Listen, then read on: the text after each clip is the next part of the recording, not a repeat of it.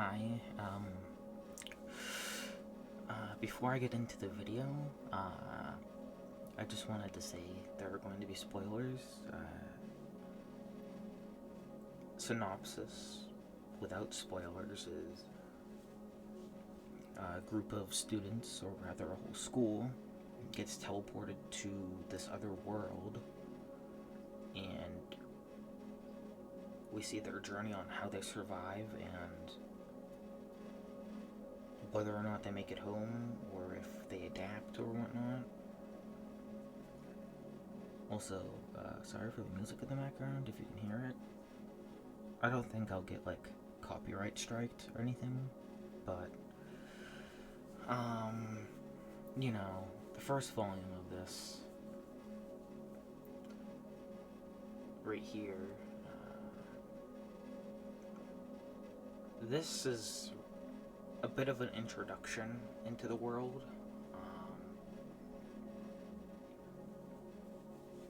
The story is very unique from the start.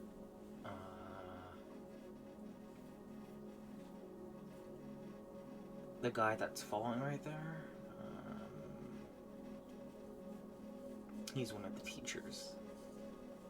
And the girl right there, who's next to the kid, she has powers. I'm already, spoiling that. But anyway, they get transported to this other world. It's like a desert wasteland. And they come to discover things of the past are there with them, like from the world they were in. And yes, you guessed it, they time traveled somehow. They don't know how, but they did it. The whole school just up and out of its place, leaving a hole in the ground at the school grounds where it once was.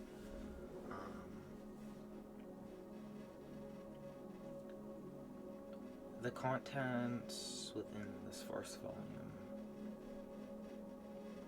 the arrival into this world, and how the main character, Sho Takamatsu, how he is dealing with it. He's our protagonist, and then we deal with his mother, where we see her side of things as well. In the present, because, they went into the future somehow. And we see the teachers immediately go berserk, and one of them cuts their own kid in order to get everyone else to stop panicking.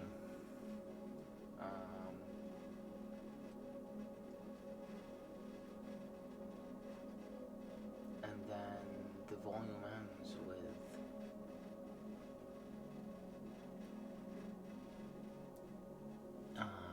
well, I won't get into that quite yet, but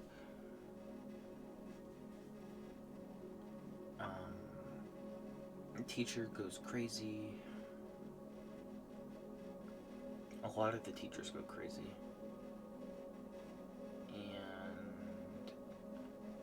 And this school is like first graders to 8th grade.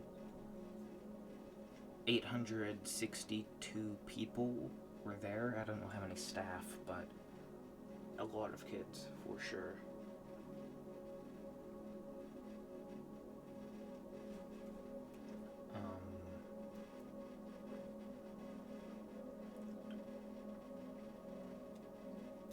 Anyway, the teachers, once they're kind of gone out of their minds, and one of them goes crazy, kills almost all of them. I think he does kill all of them, besides the lunch dude, the chef, if you will, who's really evil. I hate him.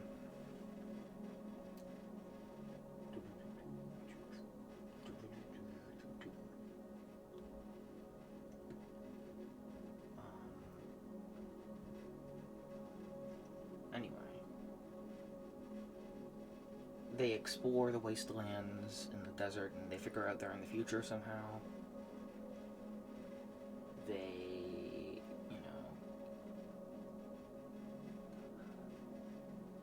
decide how much food they have and how they're going to ration it out.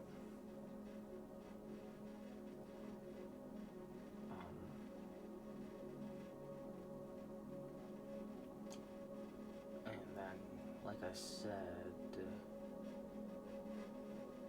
teachers die.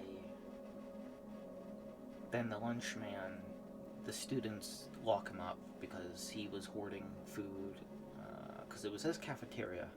He was delivering food that day and just happened to get caught in the teleportation.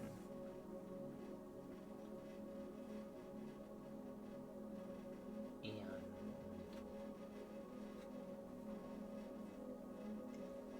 Sho has a connection to his mother. Somehow they're communicating, but barely, only for limited amounts of time. Everyone thinks the mother is crazy. They don't believe her, because who would? But then she is somehow able to send things into the future by placing them in objects that have survived up until this point in time where Sho is. And in this scene right here, where the teacher's falling, the mother put a knife in a wall because he was in danger. He was calling out to his mom or something, and she heard him, went to this hotel, put a hole in the wall, put the knife in the wall, sealed it up. A lot more happened than that, but that's basically the gist of what happened. But there was one kid, Sho's friend. In the beginning, he was there. They were going to school. He forgot his lunch money, so he went back to get it. He asked Sho if Sho wanted to come with him. Sho didn't. Sho went to school. And that one kid was the only survivor, essentially. So he is on the mother's side, believes in her and whatnot. And anyway, he gets the knife, stabs the dude in the neck. The dude falls off this hotel roof. I don't know. It's a hotel, but it looks really different in the future for obvious reasons. And then the kids set up traps and whatnot. They get the crazy chef in a locker and lock him up, because I think he killed a kid. He killed a couple kids, okay?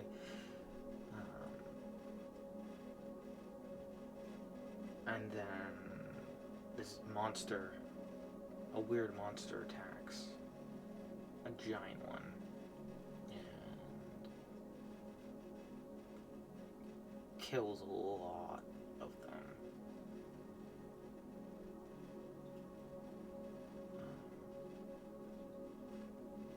Sorta kills a lot of them. Basically what they had done was Sho takes leadership after all the teachers or the grown-ups are dead except, Sekaya, the evil chef man. They establish government roles, like tactical guy, knowledge dude, defense dude. So they were prepared for the attack. But it didn't work until at least 2 floors were wiped out. They set up defenses, closed the doors. Didn't exactly work out. But then they discovered they have to stay still to, it only detects movement. As long as you stay still or, empty your mind, you're safe. And the remaining kids who survived the attack, the monster left.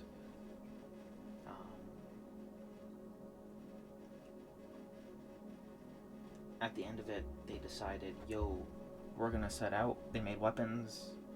We're gonna go kill this thing. We're gonna hunt it down.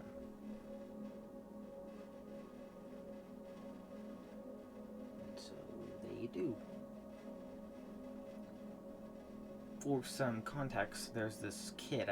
I don't remember his name, but he's really crazy. He wasn't exactly crazy, but he was really hungry. And when he gets hungry, he gets mad, very angry.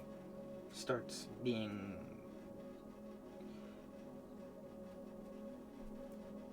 flipping out like a baby, having like a fit, like a brat.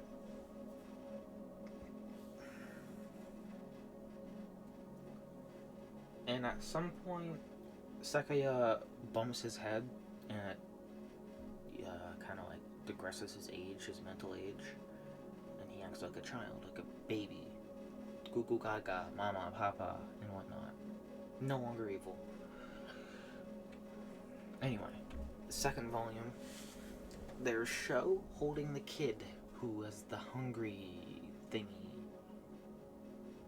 Hunger, very gluttonous.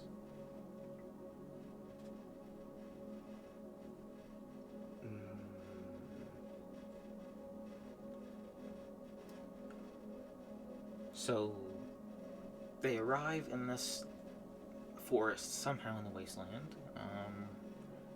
They find the monster, and they figure out that the monster is linked to the kid who was very hungry all the time, almost.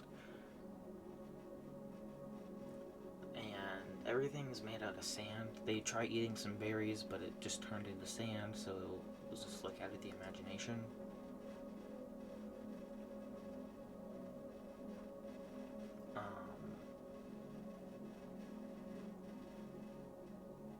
I don't remember exactly how it's connected to his mind.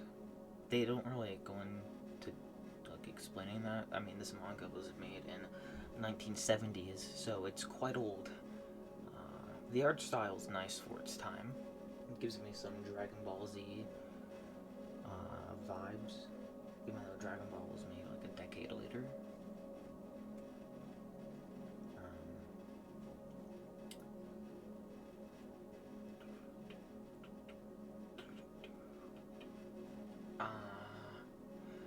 I forgot to mention in the first volume, there's 3 girls. One of them is called the Queen. She's very mean. She's a bitch. And she briefly is a leader before they establish the government and whatnot. Before this queen gets overthrown. She was very, very mean. She stepped on this kid's balls, because I don't remember what he did, but she had her goons hold him down, and she did her thing. They didn't show that, but it showed him in pain. Well, I believe like every guy there felt it telepathically. Like, it's how it works in real life. You see a guy get hit in the balls, and you immediately feel the pain for him as well. But anyway, in volume 2. Also, more context. The queen and her 2 goons are sent away after Sho and his group overthrow them. And so they take off into the desert. The girl and her 2 goons. Sho leaves them. He gives them some supplies. He's lighthearted. He's cool. Anyway. This volume, like I just explained before, they go into the forest. The forest is made of sand. This kid is somehow linked to it. They get him to get his mind off of it, and he's somehow... everything stops. And to do this, Sho had to fake stab him, like bunt him with the end of the knife, like the handle. The makeshift knife.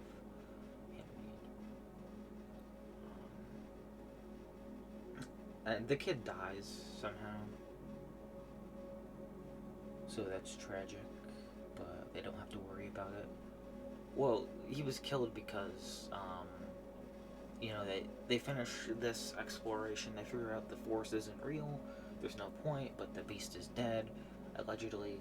They get back to the school, and they find some bones and whatnot.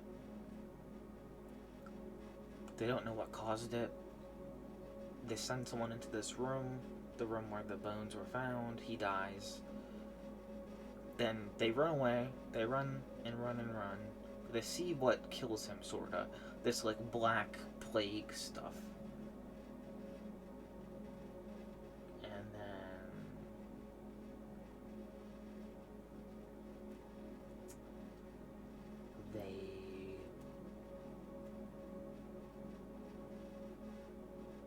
they run and whatnot.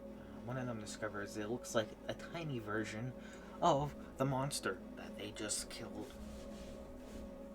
At this point in time, the kid who conjured up this with his imagination, it's not explained how it happens, how it works, but it does.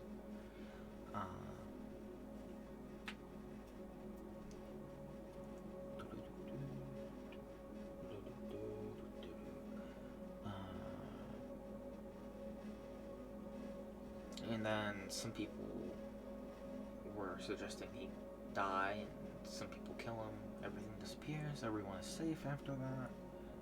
After a lot of kids die by this thing. And order is established. Everything's back somewhat normal. And Sakaya still has his brain injury.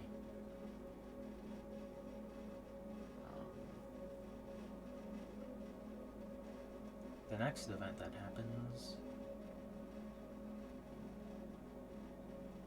is interesting. I believe, if I remember correctly, they somehow get this black plague.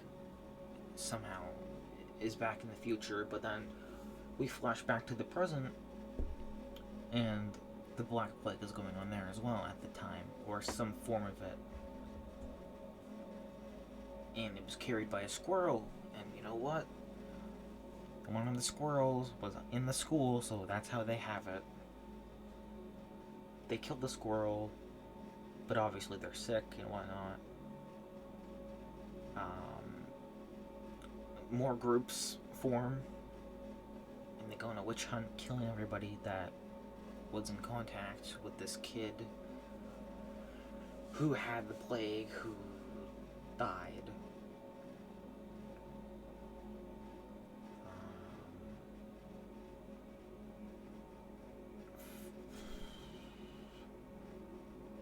And Sho and his people happen to have had contact with this kid because they were concerned for his health and well-being.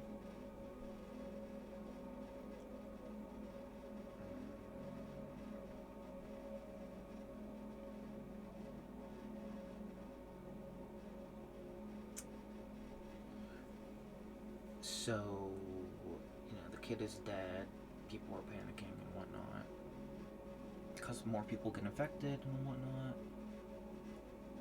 And then eventually Sho is infected after stopping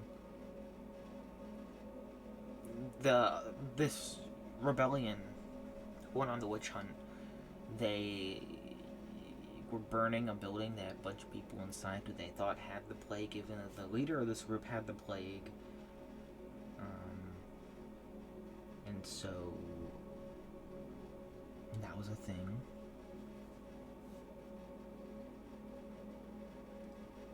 Prior to this, prior to the burning of the building, when people are looking for infected people, Sakaya was being escorted by some of the kids. He bumped his head, boom, he's back, and he's faking his little brain injury. And he remembers what happened and whatnot. He's back to being evil again, unfortunately. I'd rather him be a vegetable, but he's the antagonist, along with what else comes in this. Anyway, fast forwarding a bit, after that's all dealt with, everybody's in the gym, everybody gets sick, and then Show, it's like, Mom, please, I need you. I need some medicine. We have the Black Plague. And at the time, the mom, in the present, there's Black Plague going on, so she gets medicine for it. After cutting her arm because she needed to go to the hospital and steal the medicine and put it in a dead baseball player's stomach who was a mummy in the future for some reason. It's complicated. There's a lot of missing context. But that happened. So while she's in the hospital overnight, she cuts open the mummified body, puts in the medicine, and boom. Sho goes, finds the body, cuts it open, gets the medicine, everybody's better.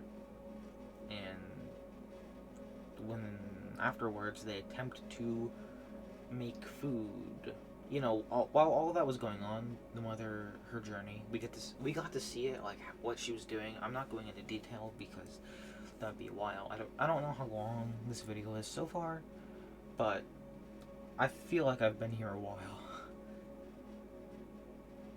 Anyway, after they're all better, they decide, hey, let's plant some seeds for when it rains.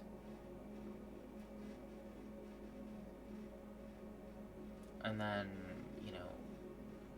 they go out in search of water, or Sho splits off with some people, and there are 3 other groups. They go north, south, east, and west. And then there are the people at the school.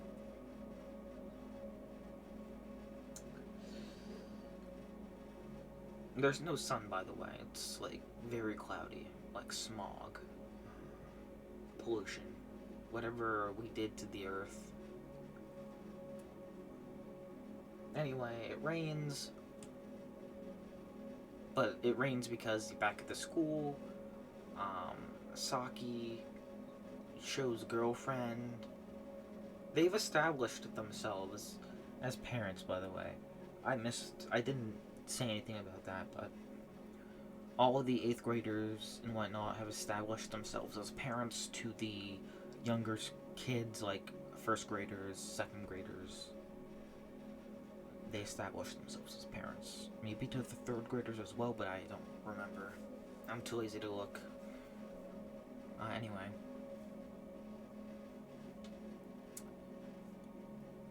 Saki and her group, they start singing and stuff. They're like, yo, let's do a rain dance thingy. And what do you know? It brought rain down because of the sounds bothering the clouds, the atmosphere, or whatnot, something like that. And it rains. And then the rain caused a mudslide or a landslide. So at the school had mud coming down. Saki was like, no, I'm not letting this mud ruin the crops. She gets in front of the gate, holds it there. People join her. People die. This one girl gets her arm ripped off because of the force. And the survivors are exhausted. Some people drown. I think this one girl gets her head ripped off by the force and pressure. And then it stops raining and whatnot. Sho's team is encountering quicksand. He almost dies. I think 2 people die in it from his group. Then he and this other kid, they make it back to safety. He uses himself as a bridge while he's sinking, and then while he gets saved, one kid gets pulled in because kids are dumb. And then they go to bed and whatnot. But how the kid got sick, they thought it was from the water. I don't actually know if it was from the water. Sorry, I just backtracked a bit. But they decided the water wasn't drinkable. The water from the pool, anyway. Anyway, they went to bed. They had some flashlights and stuff as well. They made some pedal bike electricity so the little kids wouldn't be scared of the dark, so they could sleep in the gym.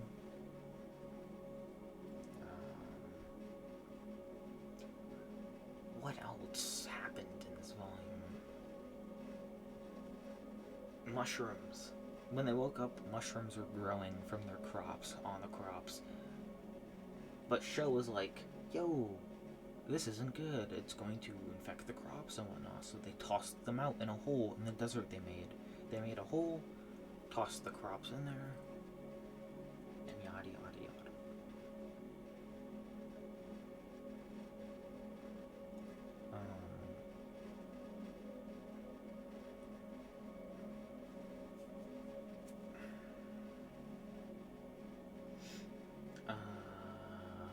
At some point,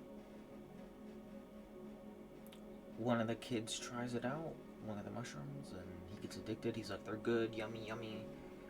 But then, afterwards, like a while later, strange things start happening to them. The people who ate the mushrooms in secret, and the one kid who didn't eat them in secret, they start. This one girl gets like briefly possessed at times. Not possessed, but like she looks different. She built different briefly. And at some point, you know, while Sakaya is faking his stupid ailment, fake ailment,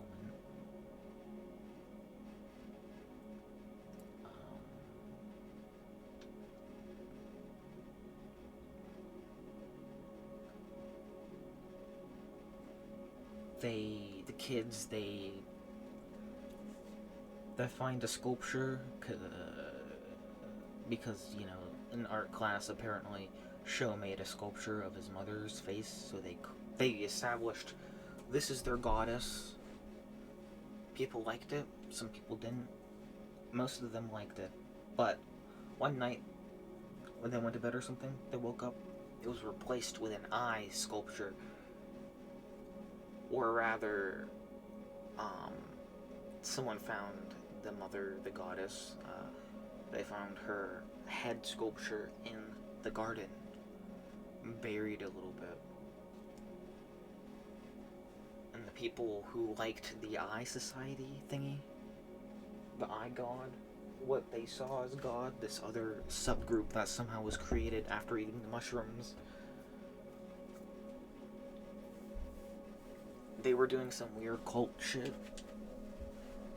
They were wearing masks, and they scared Saki. They were the ones that put up the eye. Saki broke the eye. People got mad.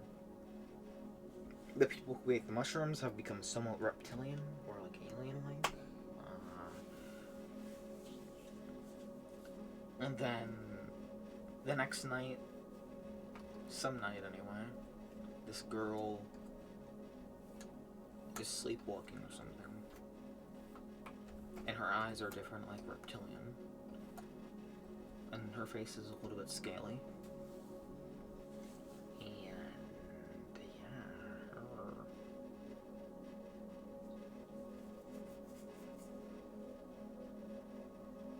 At some point, it ends right there.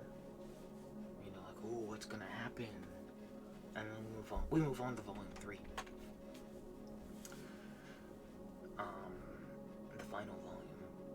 This is my only series I have that is completed. Well, complete series. I have some of Tokyo Ghoul, like not but original. I have all but 13. I had it, but I lost it. Anyway, back to this. They're visited by the Eye at night. The Eye breaks in. The girl's like, just let me go. If you don't let me go, something bad's gonna happen. And some students leave with the Eye, including the girl. They're followed. And it turns out the Eye is a future human.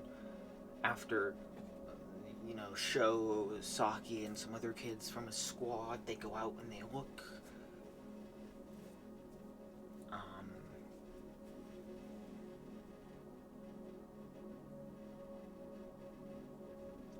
They don't actually go out and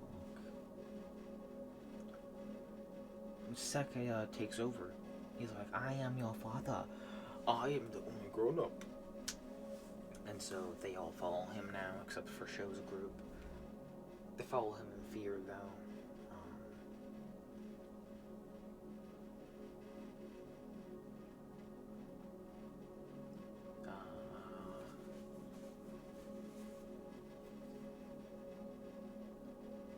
And then anyway,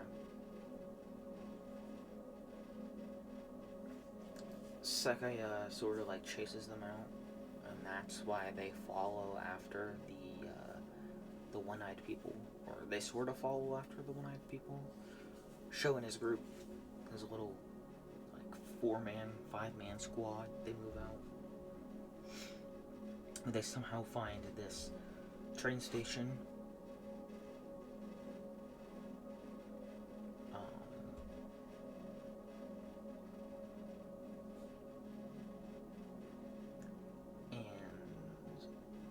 They follow the tracks. There was a ghost train, like the train was moving on its own. That wasn't established how it was doing that. It was one cart.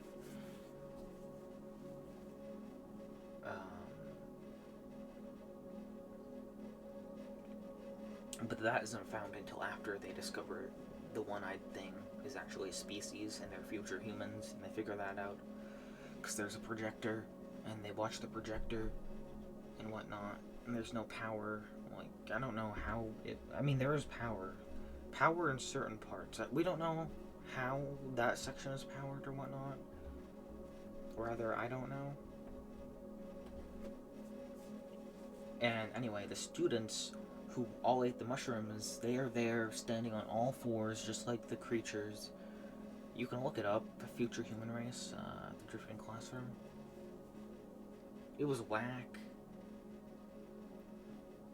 Their minds weren't completely gone, because when Sho and whatnot, when his little team was discovered, they were running, and the main girl who was infected, not the main girl, but like the main infected girl person thingy was infected. She was fighting it. She was like, yo, I'm not backing down. I still have control over my mind.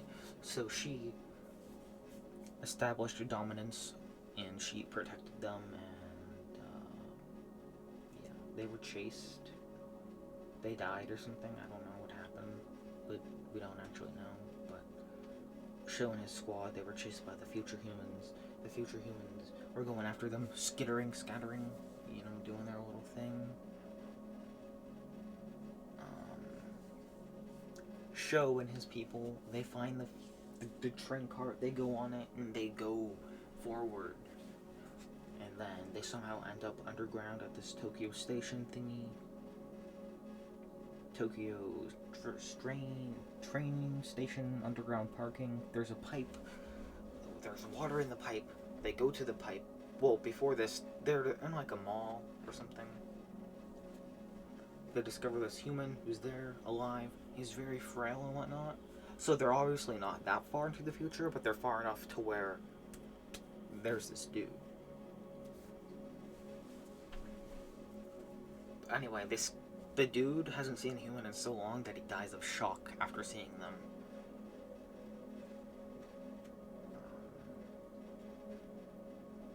But anyway, later on, they found him because they followed his footprints. They found the footprints and they were like, yo, let's follow these. See where they go, they're recent, they're not dusty. They find the water source because they were like, yo, if he's alive, he must have water. And so they find the water.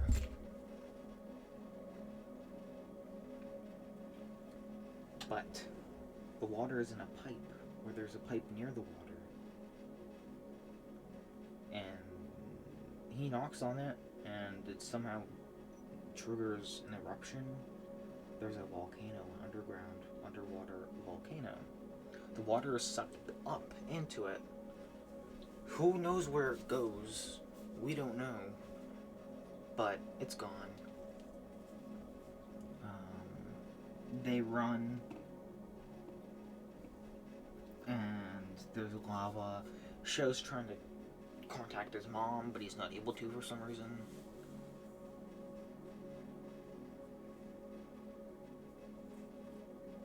But There's some lava, they start running, there's rumbling and whatnot, some stuff falls down where they're running, Sho gets trapped, there's a sign in the way that was blocking their way out, that's still there, and then suddenly this kid whose name is Otomo, or Tomo, he's there. Context going back to like this volume. This is relevant for later. Someone accused Sho of planting dynamite under the school, which caused him to, or them to, rather, go into the future somehow. Because someone saw him at the school the night before, going back to this volume, in the beginning, he was there at the school with a little boy named Yu, like YU. He established himself as this boy's father with Saki being the mother. But this kid, he's like in preschool or something like that. Or kindergarten, I don't know. I think they said he was 3 or 4. Oh, back in the present, the mother of Yu was very mad at Sho's mother. Because she was like, it's your boy's fault or something. Or like, you have my son, give him back. Give me back you. And then the mother, Sho's mother, is kind of crazy, so she pushes the girl. This is back when she's going to the hotel, or when she's going to the hospital or something, in one of these 2 volumes. But anyway, going back to this volume.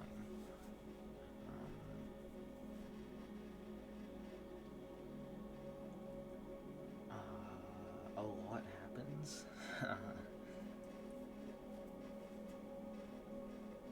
Tomo or Otomo, whatever this guy's name is, he thinks Shu is dead, and Sho, he thinks Sho is dead, yeah, but Sho wasn't dead. All of a sudden, a burst of air comes out, because the air pressure changes because of the volcano and whatnot. A blast of air gusts this kid, and before this happened, Sho briefly said, get down on the ground, cover your ears, because the air, he didn't explain why, but, you know, he explained it why after.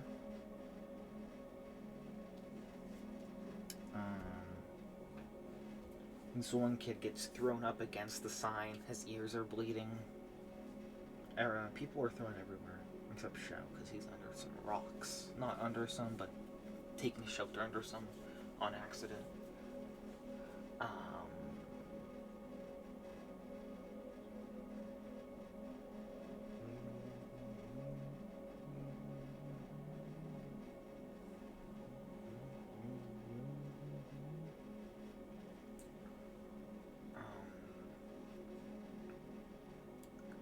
Then Tomo or Otomo pushes the sign onto this one kid and dies, and Sho accuses him of murder, because he kind of did it intentionally, that's what it looked like, but he was like, oh, I didn't mean to do it.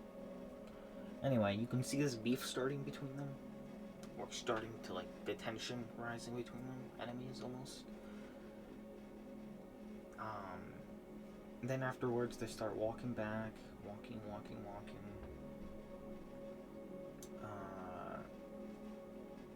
Then suddenly, the future humans are back. They can shoot webs, apparently. They're like half spider or something. I don't know how they evolved, but they evolved that way.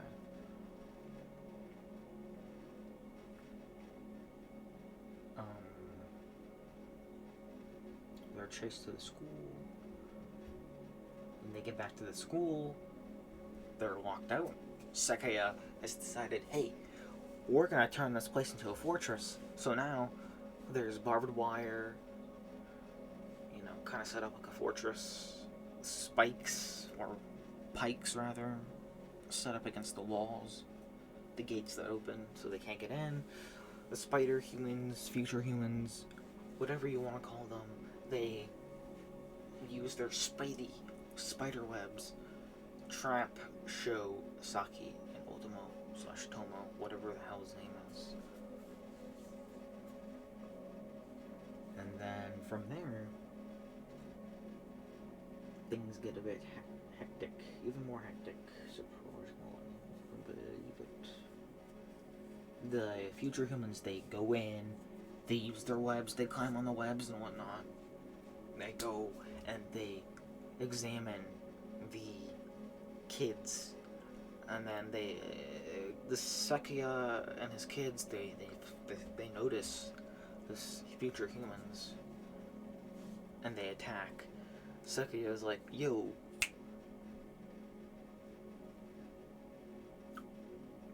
little boys, it's time for you to be men and go into war and fight. So he sends them after them, one kid at a time. They jump out the window in an attempt to use like a spike spear to like kill them, hit them. Like 3 kids fall to their deaths. I could go back to this one, this volume. In this volume, some kids also fall to their deaths. They jump off of the school. I think they think they could be birds and whatnot, so they jump off. They think they'll be safe or whatever. Anyway, back to this volume.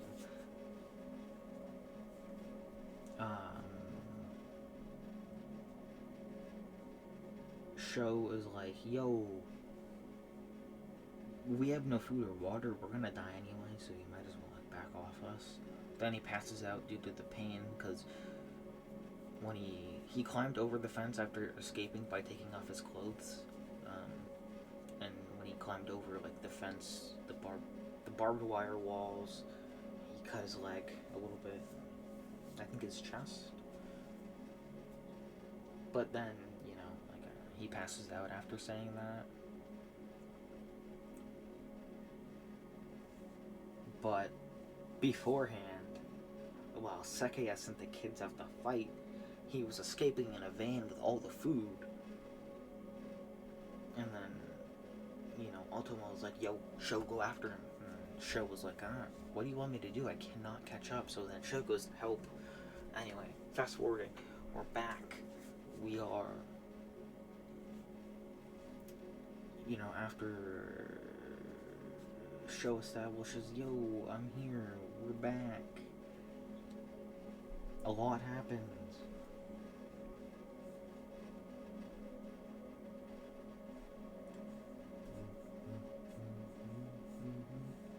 And then Ultimo / Tomo, whatever his name is, he decides he doesn't want to be allies with Sho anymore, so he creates his own settlement. He takes over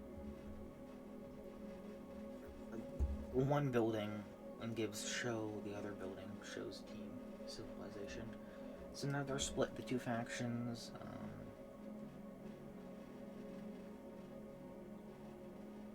They go to bed and whatnot. And suddenly there are these starfish-like things.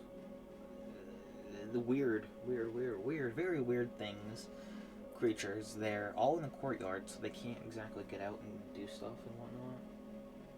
Because I think 1 or 2 kids were killed by them. They can climb up the walls and stuff as well, but they're too big to go inside. Anyway, something happens to Sho. He gets like appendinitis, whatever it is. And so one of these kids, whose father is a doctor, he wants to be a doctor in the future. He performs surgery on Sho with a nurse. And then some kids get killed during this because Saki's like, I don't want him to be in pain. So I'm gonna go get some herbs, some flowers, some lily of the valley from the school's garden to use it as an anesthetic, because apparently the nectar from it can work as an anesthetic. I don't know if that's legit or not, but it was in the manga.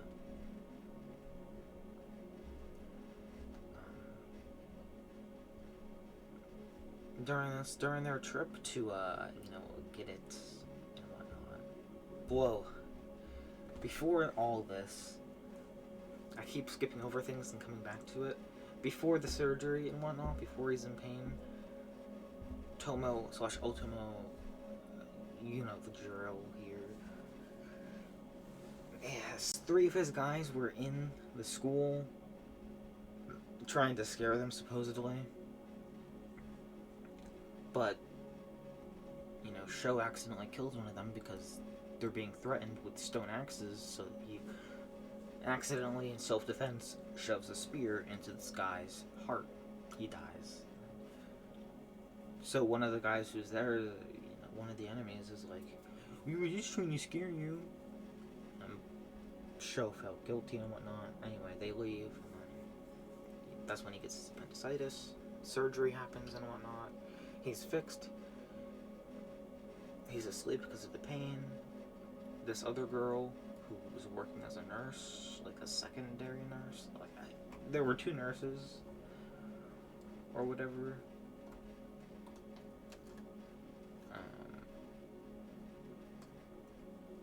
Anyway, Saki got back too late. Surgery was done. She did the stitches, actually. Not Saki, but this other girl, Nishi, who, she's important.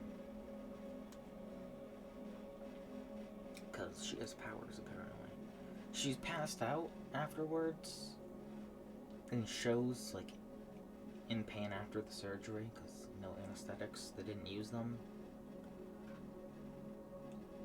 Because, they were taking too long.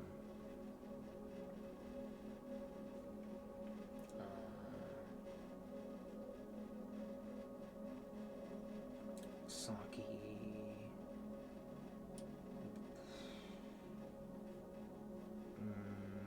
Sorry, I'm thinking about what happened.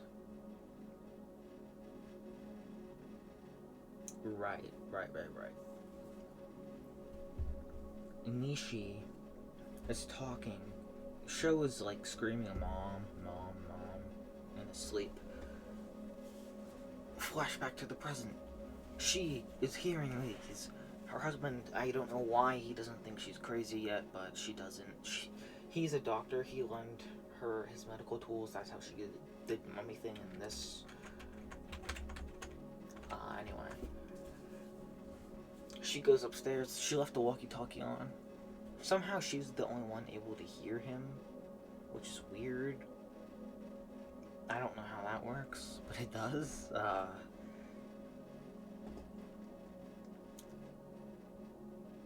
But she's like, you can pull through, you can do it. But she's talking through the walkie-talkie, but her voice is coming out of Nishi now. Although, it doesn't make sense. I mean, Nishi was here when he also heard his mom, or she heard him, rather. So it does make sense. She's the connection between the past, or rather the present and the future.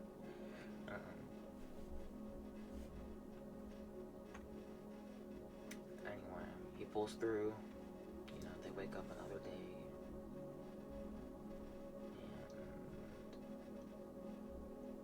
And suddenly, smog. Actually, before that happens, this girl, the queen from Volume 1, the mean bitch, she's back, but she's old and wrinkly somehow. She's like, "Paradise. You can see Mount Fuji from there. There's water there and food." She dies after saying that. She drinks some of their water because she's very thirsty. She's like, "Water, water, water, water." And then Saki's like, "Here, drink some of this. There's more in the cafeteria."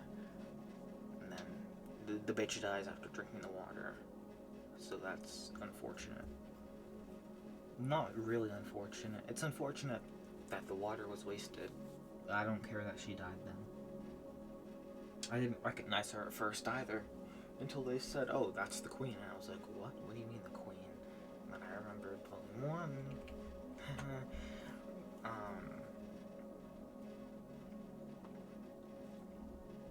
Anyway, they see this black cloud coming towards them.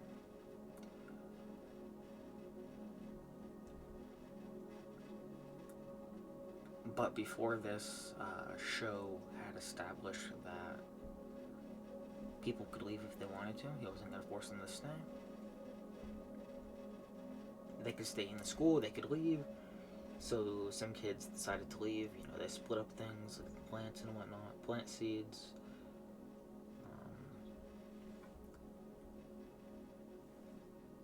And so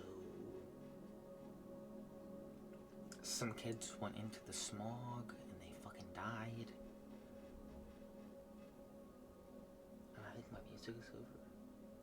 Yeah, it's getting quiet.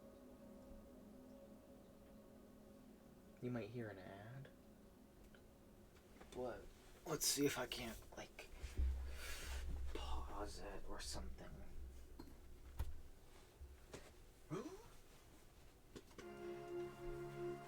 I guess there's no ad, but there's more music.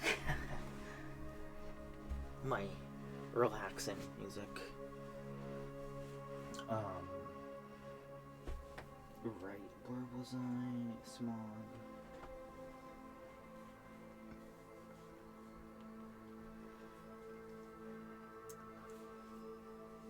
Show Otomi, Tomo, whatever his name is. Their groups decide to leave.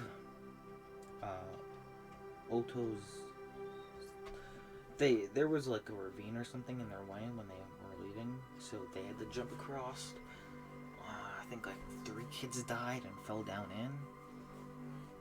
But there was a jumpable part 2 meters wide, however wide that is. Most of everyone survived. Nishi is asleep, and Sho was carrying her and whatnot.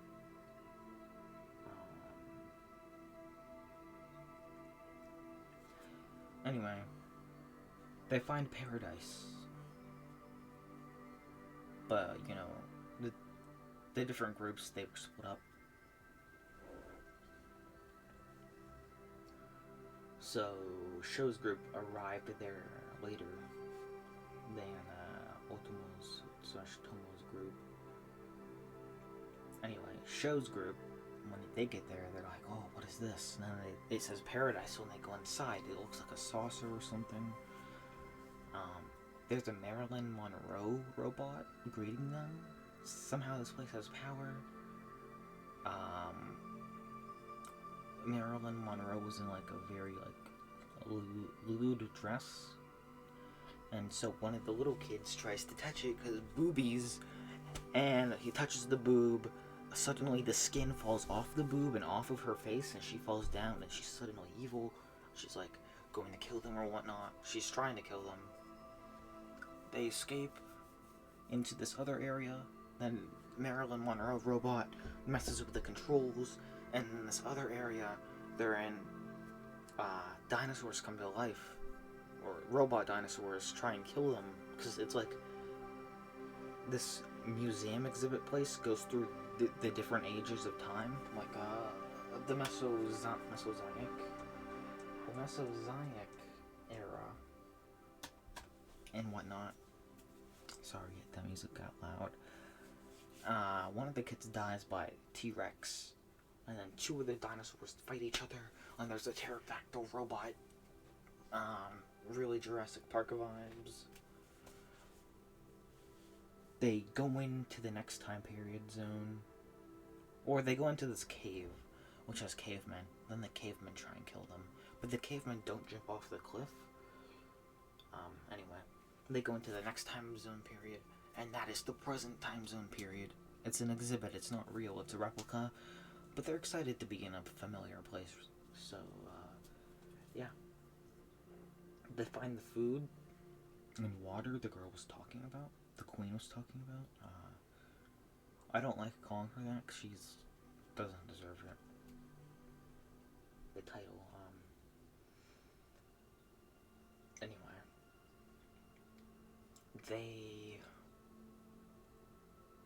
They can't, the machine doesn't work, the machines don't work. They try breaking open it, the pipe doesn't work, it's plexiglass or something. Then Ultimo's group is there and is like, yo, what are you doing, huh? What you doing, man? Ooga booga. This is our territory. You can go somewhere else and do another time period. And they fight, they get chased. They didn't really fight, more like they ran away. I think only one kid got hit from Sho's team. But oh boy. And they go into the next room, which is the future. They were expecting it to be the future, but it was torn open a bit. And there was a computer though. The computer was telling them information and whatnot. They were like, if we were in, they were asking different questions, and a question happened to like confuse the robot, and then one kid got angry with the robot and hit it, and kind of like short-circuited it, but it didn't break fully. And the brain whiz kid asked if it was possible, like if an earthquake sent them into the future or something, would it be possible to get back? And it was like, yes, but you'd need like a tremendous like same events to occur, like whatever happened to cause the energy to rise would need to happen again in order to go back to the present. It was weird. The robot short-circuited, and they were like, oh, we know what we have to do now, so yeah.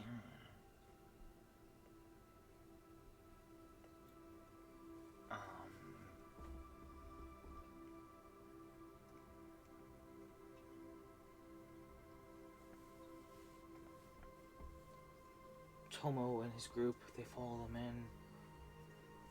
There's a dead body in there with them because one of Sho's people died of thirst or starvation. And then anyway, Tomo/Ultimo, his group, they take the body and they go. And people were like, what are they going to do with the body? From Sho's group, they're like, what are they doing with the body? What's going on?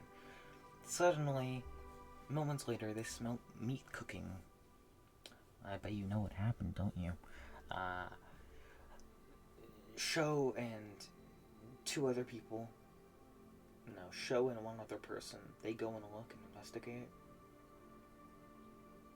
And they find them eating the dead student's body.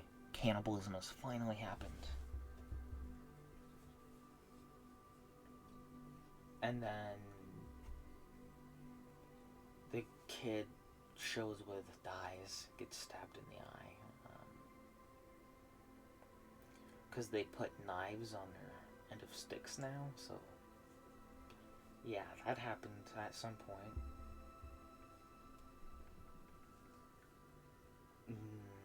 Then Sho's alive.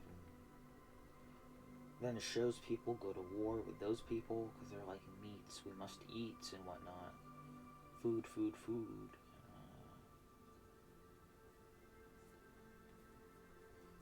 And then Ultimo/Tomo wants Saki, he's in love with her or something.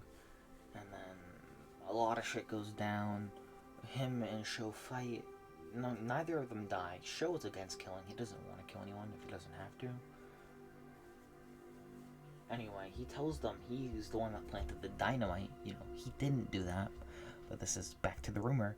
Everyone believes he did. He says he did.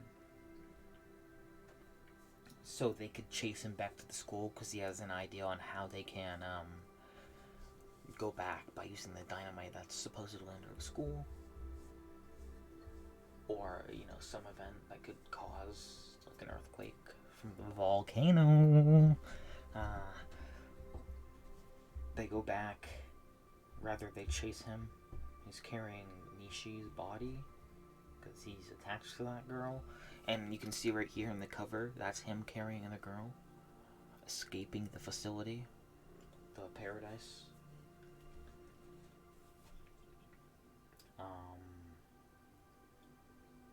And then that's it. That's what happens. They follow him back to the school. They almost kill him. They almost do. They have him surrounded. They like put a knife in his arm. He's just standing there like, wait. He's trying to explain why he said what he didn't do. Why he lied to them in order to get them to follow him. And then the real culprit is like, no, don't kill him. I'm the one who put the dynamite under the school. I wanted to blow it up because my grades were bad. And then he was embarrassed, basically. Anyway. But they do the thing with the dynamite. They get in the circle. They put the dynamite in the middle. They hold hands with Nishi because she has the powers, and they're like, let's wish to go back. Let's wish to go back. But then before that, he was like, yo, I want my tricycle, because he was there with his tricycle. He got accidentally sucked in while waiting for Sho. He's playing in a sandbox or whatever. Anyway, he gets the tricycle, puts it in the circle. Tricycle disappears. When dynamite explodes and whatnot, it starts fading away into nothingness.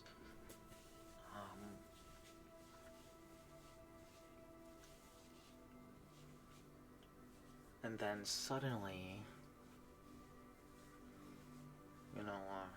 Sakaya, well, they're very confused. They're like, why didn't we go back? And then Saki's like, she fucking runs, okay? She runs away.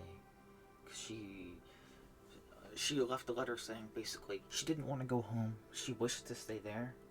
She has a crush on Sho, if that isn't obvious enough. But she wanted to stay there because she's mama, he's papa. Like an old married couple.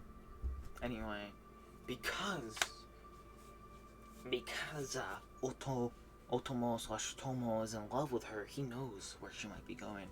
So he goes to where the park would have been, and he confesses to her, like, oh, I'm in love with you. And whatnot. And then they go back. And then suddenly a fucking rocket comes down. Not a rocket, like a rover landing. It was a rocket, like how an astronaut would land on the moon. That thing landed to them, and inside was a letter from Sho's mother. How did she do this, you might be asking? You'll find out. But quick, a word from our sponsor. I'm kidding, I'm not sponsored. Funny, ha ha ha. Anyway, he reads the letter. She didn't give up. Something happened in the present that affected the future, obviously. And it was like, in the letter it read, if this satellite detects your presence on Earth, it's gonna come down and send them stuff. But before this, while Saki and whatnot, before they came back, I forgot to mention, the water in the ocean was dry. It was a wasteland, like I said. The water was coming back. The water was coming back. The plants, the seeds that were in with the dead bodies started to grow green. The land was becoming lush again.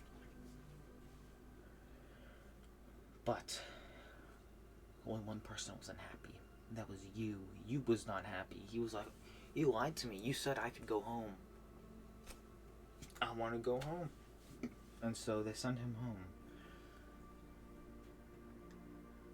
Well, rather, they have a discussion. They're like, the land is growing. Our people in the present, they messed up somehow. They caused whatever had happened. And so the rest of the kids decide to stay in the future because somehow they can't transfer larger human objects, but they manage to send you back.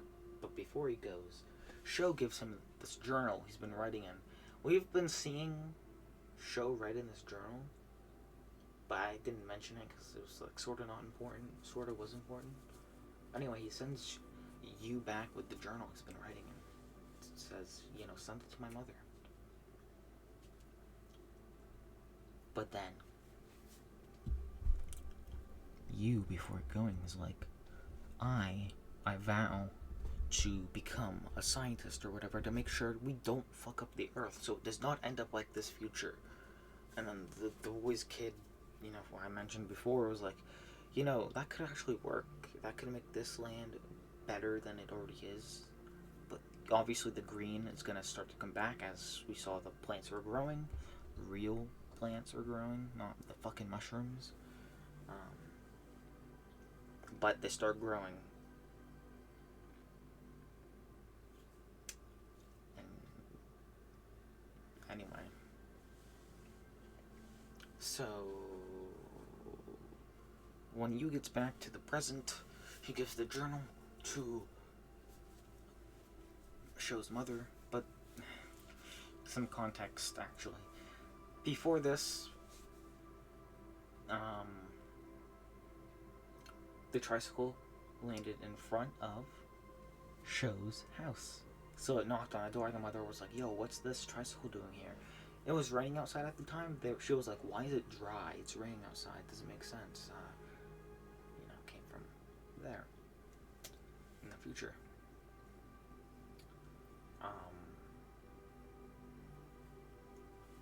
Also, the energy they used, or rather the wave they used to send you back, was from the volcano that erupted. It came out of the ground, it erupted. They used that, the earthquake following it. Anyway,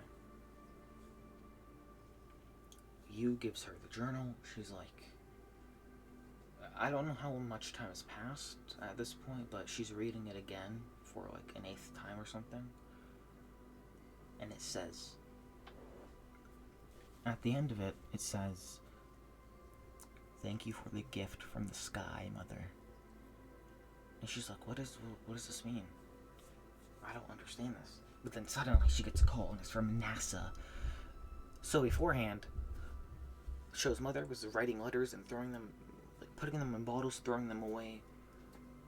Apparently one letter ended up on the, California's beaches, one of them. A scientist picked it up, was very touched by it, was like, "Yo, let's send a rocket up into the sky and whatnot." And that's that.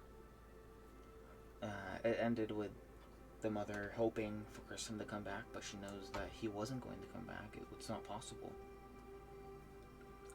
Sekaya was still alive. I'd be very, very happy to see like an epilogue. Maybe like a sequel to this series. The events, like how the Earth comes along, sort of like in ReZero, the anime or manga. How their civilization comes back and their plants grow back, something sort of similar to that. But I don't think that's gonna happen. But that was my review. I don't know. It's been like an hour or something. However long it's been. I'm sorry for if you watch the whole thing. Taking this long, but that's that. I don't know when I'll make my next video. Depends on what I read. I might do a reading log for February. I haven't read much this month, so it would be very short. I might go live on Twitch soon. I haven't gone live in a couple months because I'm too lazy, so videos are a lot easier because I don't have to worry about stuff.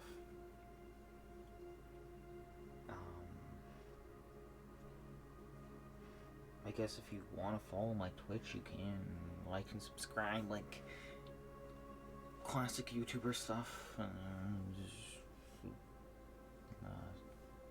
Yeah. See ya.